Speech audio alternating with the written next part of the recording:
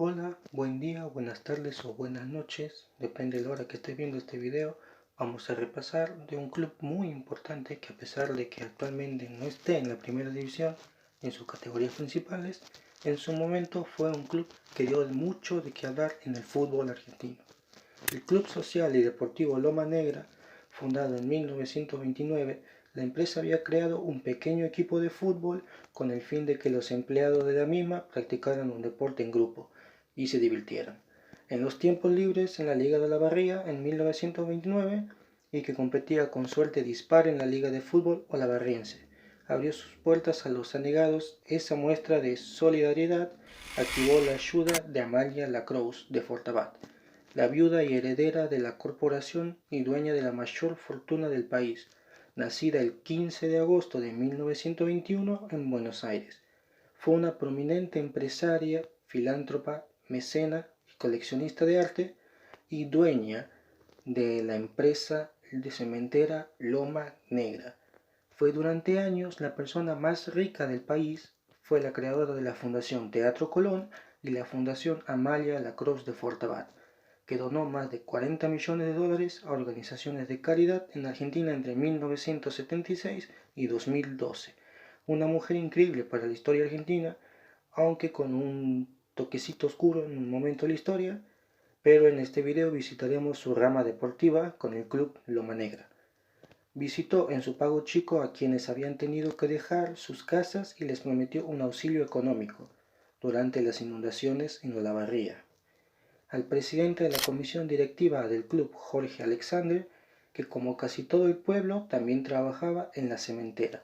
Se le ocurrió pedirle a Malita de Paso, que estaba por las instalaciones, que apoyara económicamente al equipo de fútbol de Loma Negra, que en la práctica actuaba como un brazo deportivo de la empresa. Sus jugadores, todos amateurs, eran obreros de la fábrica o vecinos del pueblo.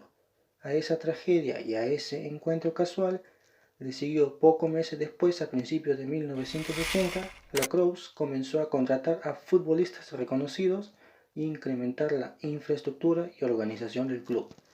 Fueron seleccionados jugadores tales como Carlos Sequero de Racing, Ricardo Lasval de River Plate, Jorge Vázquez de Atlanta y Osvaldo Gutiérrez de Vélez Sarsfield.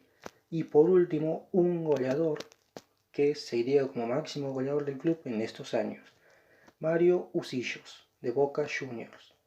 Rápidamente ascendieron al torneo regional en la Copa Adrián Bécquer Varela y participaron del Nacional de Primera, pero vayamos paso a paso.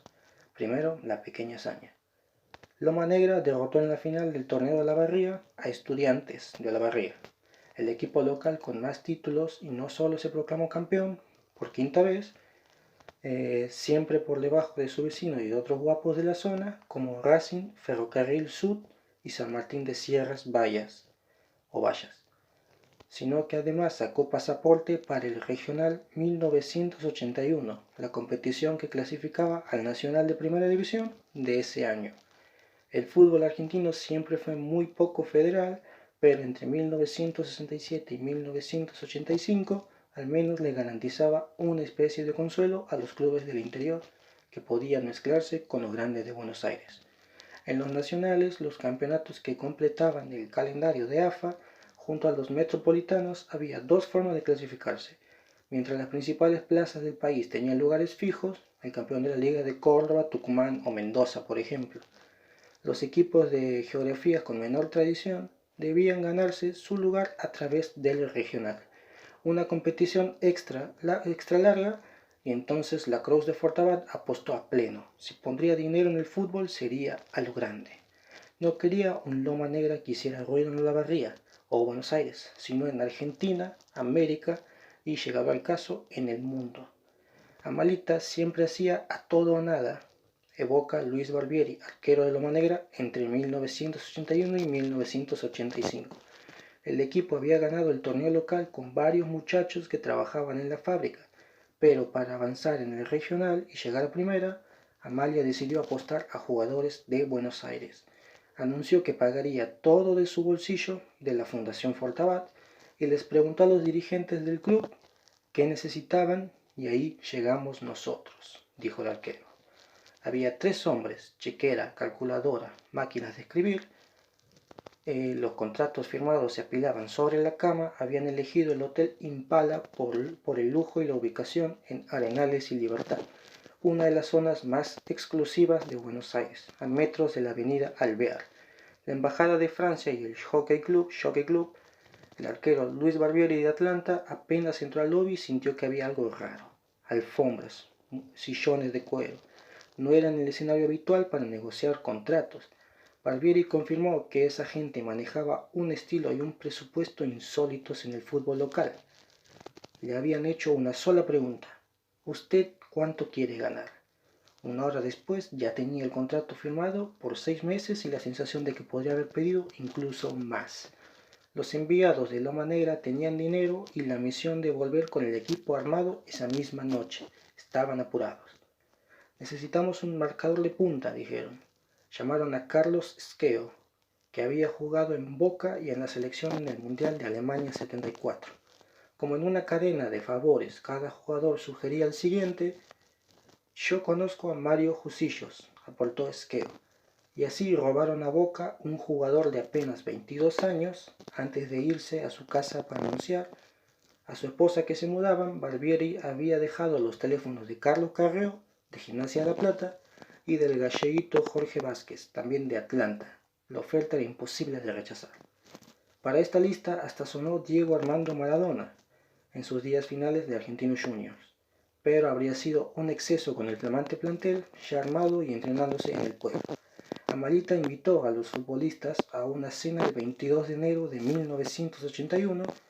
Faltaban pocos días para el debut en el regional, y pese a la falta de tradición del club, les dijo que vestir la camiseta de Loma Negra implicaba jugar para el mejor, que tenían que ganar o ganar.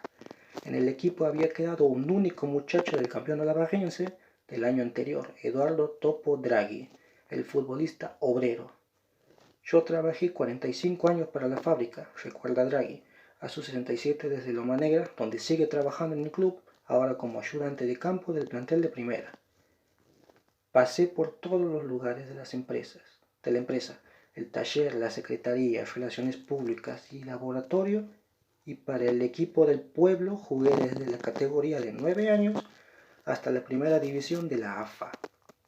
La participación de Amalita en 1981 fue inesperada y algunos muchachos de la zona se enojaron porque decían que los de Buenos Aires nos venían a robar, pero no entendieron lo que podía hacer y como los entrenadores siempre me bancaron.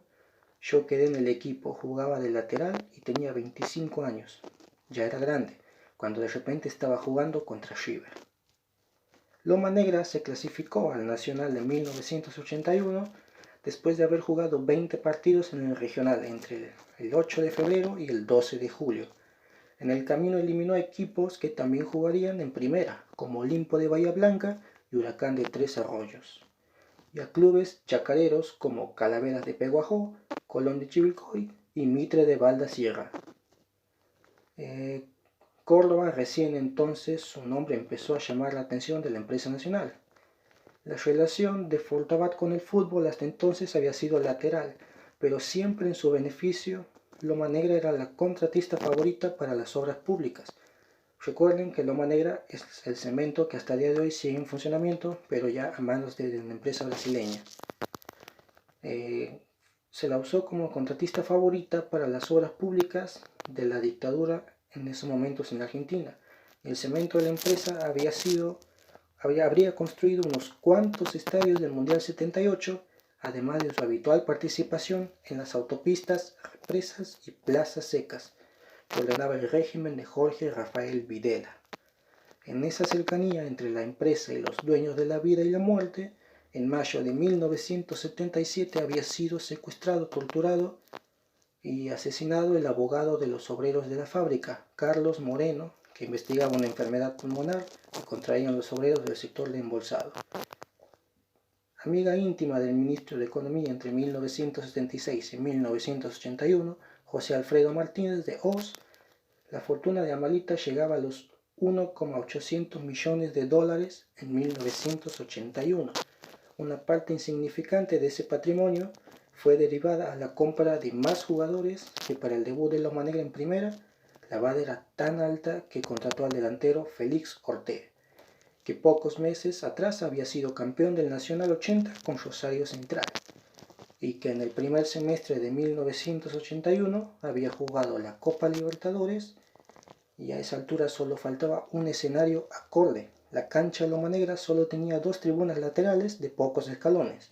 Se decidió que el equipo sería local en Olavarría, en el estadio de Racing de Olavarría, ampliado a las apuradas para recibir a 15.000 personas. Interior sin ninguna relevancia internacional, pero para nosotros era el objetivo del año y finalmente llegó el torneo nacional de 1981. Loma Negra obtuvo el tercer puesto por detrás de Ferrocarril Oeste y River Plate, a pesar de quedar por encima de Talleres de Córdoba y igualar en puntos con River Plate. Quedaron afuera por la diferencia de gol contra el conjunto millonario. En 1982 no participaron del torneo, pero sí fueron los causantes de un hecho histórico para nuestro fútbol argentino. Era tal el poder de Loma Negra que los soviéticos, de visita en preparación para el Mundial, solo jugaron 2 partidos en Argentina, contra la selección nacional y contra ese equipo sin historia. La Unión Soviética, que sumaba 17 partidos y 3 años sin perder, empató 1-1 con Argentina en el Monumental y dejó su invicto en Olavarría. En el entretiempo vino un delegado ruso a pedirnos que jugáramos más tranquilos, que levantáramos el pie del acelerador, retoma Barbieri. Pero hicimos lo contrario, jugamos con más y más fuerza. Y Jusillos hizo el gol sobre el final, el 1-0 de Loma Negra contra la Unión Soviética. Los rusos se enojaron y no nos saludaron. Trascendió que Amalita quería llevar a Loma Negra a las Malvinas para jugar un partido que sirviera para distraer a los soldados, pero no pasó de un rumor. A fin de año por el regional, Loma Negra volvió a dejar en el camino a otros equipos bonaerenses: Maderense de Pehuajó, Varela de Chivilcoy y Alvarado de Mar del Plata, y se clasificó para el Nacional de 1983. En el fixture le tocó otra vez River. En partido de Núñez, derrota por 1-0, hay fotos de la tribuna visitante del Monumental repleta de hinchas con banderas celestes, gran parte de Olavarría y seguramente de todo Loma Negra o Villa Fortabat. Se subió a los 104 colectivos que trasladaron a 5.000 vecinos, ninguno de ellos pagó nada. El Imperio de la Cementera les cubrió entradas, pasaje y vianda, sándwiches, alfajores, gaseosas.